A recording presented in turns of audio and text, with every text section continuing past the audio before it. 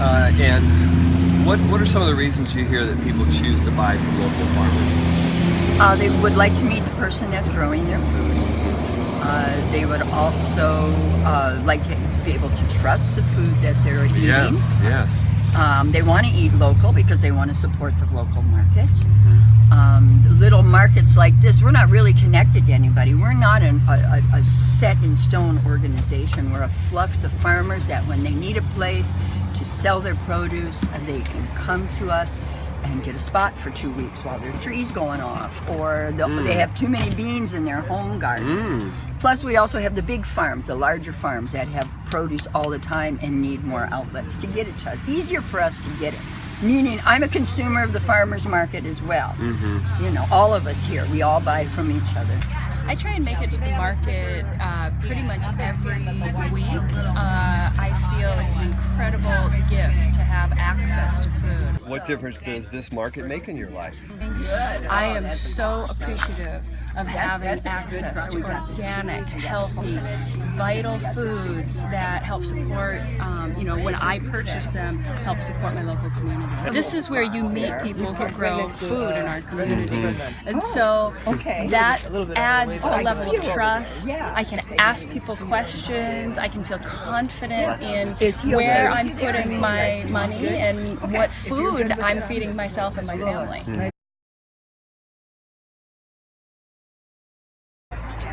Well, what do you think of this market right here? I love it. This is the first time I've been since it moved over here. This is actually our church that we go to, so I was super excited to see a combination of that. And I've always loved the Wednesday Farmers Market when it was in Maui and up to the church. And it's grown, which is awesome.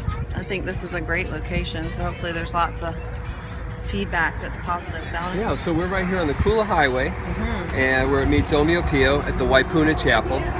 And thanks so much to the church for hosting this. Tell us, what's a farmer's market like this mean to you?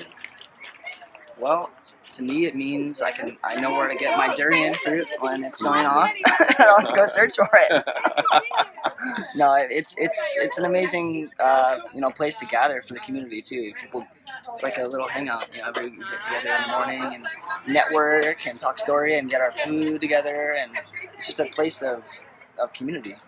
So you choose to buy food at a local market for yourself and your family? Absolutely. What's the value? Well, monetarily, it's everything's usually good price, and I like to be cognizant about where my dollars go, rather than big box or. I like to support local. Tell us something about what's so important to local agriculture. What's important about it from your perspective? Well, the first thing is to stop the food coming across the ocean so that we can actually feed everyone who's here. So that's the most important thing. That's our goal, right? So we teach our children from as young as we can. We have mentorship programs so that these young 20-year-olds have some opportunities to learn. We've got hopefully land that's going to come to them. So really opening up all these agricultural opportunities and having people learn to farm and produce food for us so that we can just come to places like this and we don't have to go through any big stores, and we can just be right here meeting our lovely farmers and speaking to them and knowing exactly where everything's grown. That's what's awesome. Permaculture. What is permaculture? It's essentially permanent agriculture and permanent culture, and one leads to the other. Permanent agricultural systems at their base are agroforestry systems, so they're based upon sustainable perennial crops. What are some of your farming practices that you could share so we can understand just why your food is so delicious and beautiful? Crop rotation.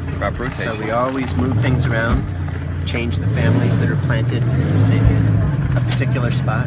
We have a lot of on-farm diversity, so there's a lot of complexity to the insect populations and the general environment, and we use a lot of compost. 25 tons of food waste every year is what we collect. Where do you get 25 tons of food waste? A couple of kitchens on the island, a couple of restaurants, Mama's Fish House. We use that, and we grow about They deliver that to you? No. I'm probably picking up 1,000 pounds today. I'm always angling for more, cockroaching more nitrogen. And so you're only touching a few restaurants. Other farmers could be doing this as well? Oh, absolutely. I think I get about 1/100% of what's on the island. There's 27,000 tons of food waste here, so I get 1,000 of it. And that's one of the secrets for why you have great food. So other farmers and restaurants can form that relationship. That's the who you want to make, because everyone talks about farm to table, but it should be farm to table back to the farm. Nice. It's a full circle like that.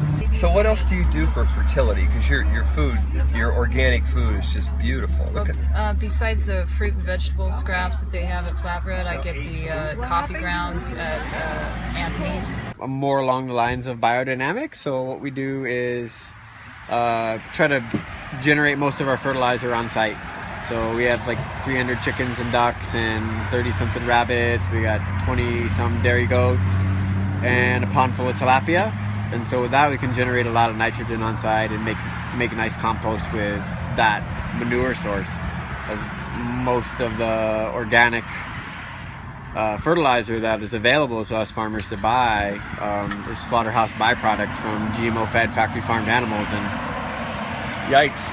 It's like, dang, is that really what organic is? So I was like, oh, how do I do it different? I was like, oh, well, the research led to, I guess, most of the organic farmers kind of keep that manure on site themselves. And it's not really for sale at the hardware store. The organic stuff's actually from the GMO animals. So I was like, oh, I guess I got to raise my own animals. And so that was like a real, aha moment, because really having that integration, that whole system approach has really helped our fertility, where the chickens can, scratch up the surface and the ducks can get rid of the bugs or get rid of the slugs.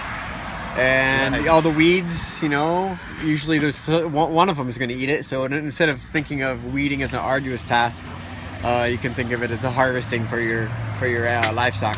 You can harvest, big bundles of grass. I used to despise the grass growing on the farm, and it's like that was the nemesis, and now it's like, wait a second, no, we kind of want to let that grow a little bit bigger, because then the goats are really going to be nourished by that, and then we can be nourished by the goats.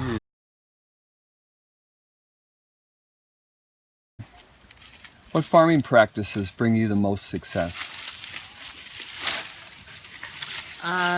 Diversity. The more diversity we have, the better everything seems to grow. Well, what are you featuring today? We have tamarilla. Everything is featured, of course, because we have some lychee today, white sapote, honey, papaya, banana, 2 kinds of bananas actually. And that's chayote there. And these are some dried fruit treats that we make. This is banana with raw cacao. And this is white sapote, this fruit with coconut. And then I make little raw tarts as well with the almond crust. And the filling this week is chipotle cava and white sapote.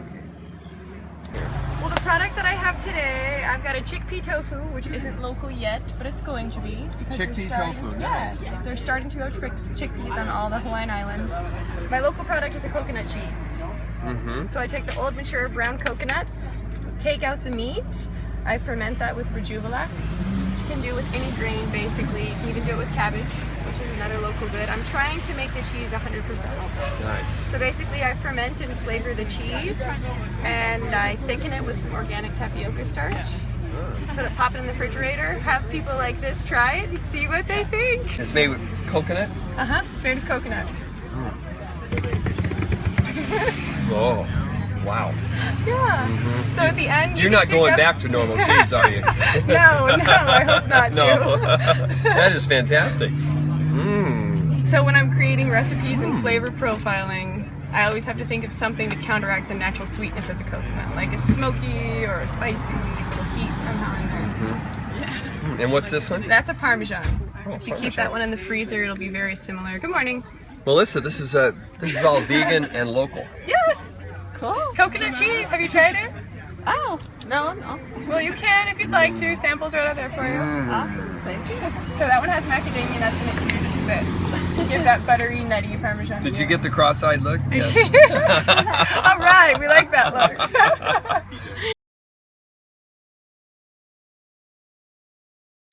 And I use locally sourced wherever possible, as with my lilikoi and banana bread, obviously. Some things like my flour and sugar.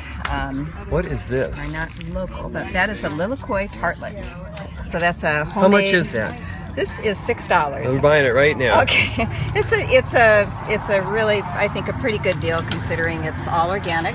Okay. And the Lilikoi butter is quite a labor-intensive process. But I love to Lilikoi do it. butter. Yes, Okay. I gather Lilikois on my property, and then around where I live in the North Shore, there's lots of them wild right now. Mm-hmm. So I get buckets of Lilikoi and juice them and make a similar to a lemon curd with eggs and butter and organic sugar, and cook it for about 25 minutes over constant heat. Even in my Even on a hot little day? cottage. Yes. So yeah. Thank you. There you go. Okay, so I'm really excited. I haven't had breakfast yet. Oh, well, that'll. I'm going to get a bite right now. I'm going to top it off. Some little coffee would probably be the perfect. Whoa, there's little coffee right caffeine next door. Sugar. Oh my gosh. Yeah. Beth, you're going to want to try Need a this, little- aren't you? Little treat sometimes. And, Okay, yeah. this is, oh my gosh. Oh boy. Yeah, very rich, buttery, and I think the perfect complement to the tartness of the Lilikoi. So, This is the hedonistic part of the video right here. yeah. I'm taking my pleasure. We all need a little bit of a little treat sometimes in moderation. I like that I use all organic ingredients. So at least that's it's a healthier option. Some of my things I use not very much sugar. Usually I'll have a couple of sugar-free options, always a gluten-free option, vegan options. So I try and do a little bit of everything for.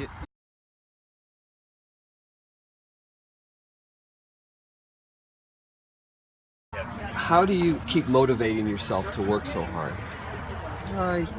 Just put to the best energy to work.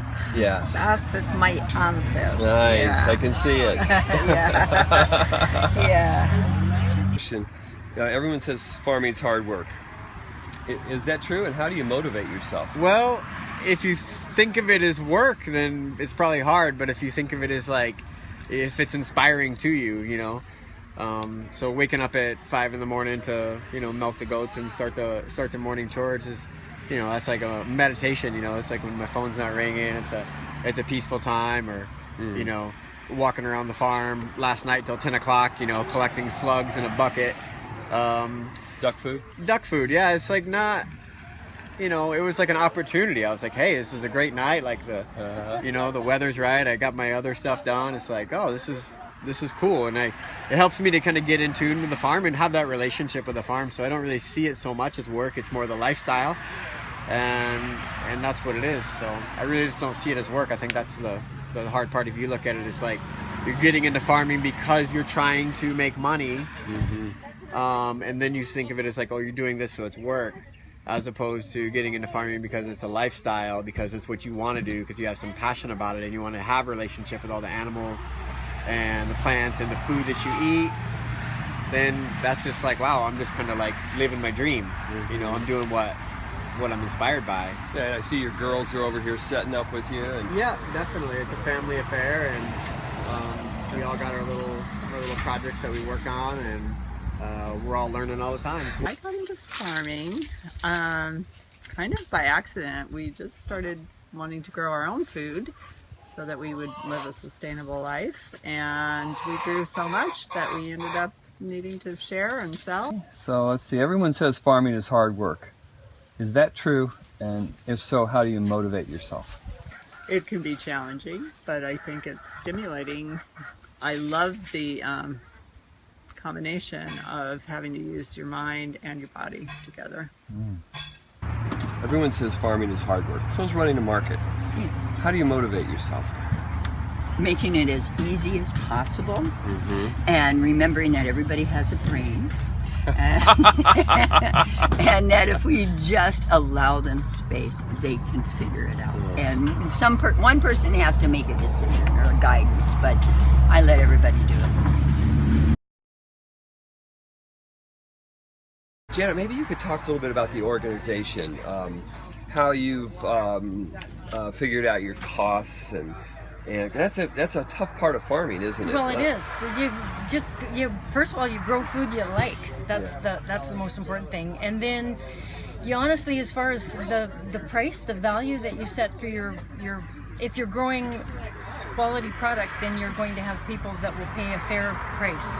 And the fair price is often what will help a farmer stay in business. And so that's, you kind of have to go with what the market will bear, but at the same time, ask a fair price. What's going to keep you coming back? And hopefully the customer's coming back. So grow quality product, don't scrimp on that. Okay. I'm the backbone of the operation. Okay. I'm the backbone of the operation. Okay. I'm the backbone of the operation.